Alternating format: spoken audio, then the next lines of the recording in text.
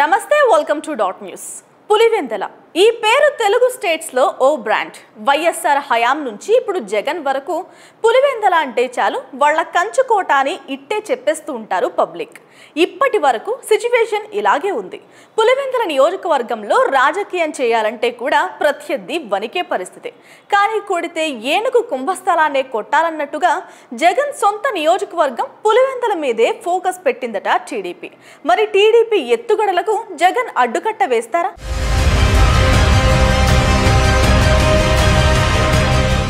గతేడాది జూన్లో కూటమి ప్రభుత్వం అధికారంలోకి వచ్చాక రాయలసీమలో యాక్టివిటీ బాగా పెంచింది సైకిల్ పార్టీ.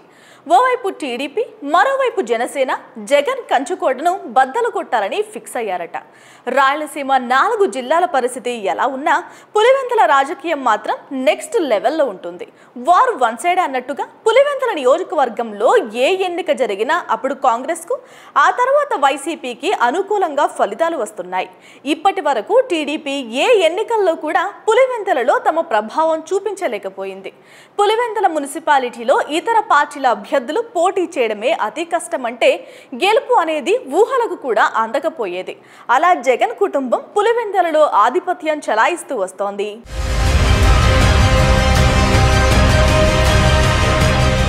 వైసీపీ అధికారంలో ఉన్నప్పుడు చంద్రబాబు నియోజకవర్గమైన కుప్పం మీద ఫోకస్ చేశారు మాజీ సీఎం. అక్కడ లోకల్ బాడీలతో పాటు మున్సిపాలిటీల్లో పాగా వేసే ప్రయత్నం చేశారు జగన్. భరత్ అనే వైసీపీ నేతను ఎమ్మెల్సీ చేసి ఏకంగా చంద్రబాబును ఓడించేందుకు మాస్టర్ స్కెచ్ వేసి ఫెయిల్ అయింది ఫ్యాన్ పార్టీ అధిష్టానం.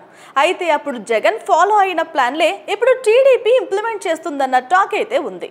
జగన్ కుప్పం మీద కాన్సన్ట్రేట్ చేస్తే టీడీపీ పులివెందల నియోజకవర్గంలో గేమ్ స్టార్ట్ చేసిందంటున్నారు. మొత్తంగా చూస్తే టీడీపీ పుట్టినప్పటి నుంచి ఇప్పటి వరకు పులివెందలలో రాజకీయంగా ఎలాంటి పైచేయి సాధించలేకపోయింది. మరి టీడీపీ వ్యూహాలు ఎంతవరకు ఫలిస్తాయో చూడాలి. Please subscribe dot news.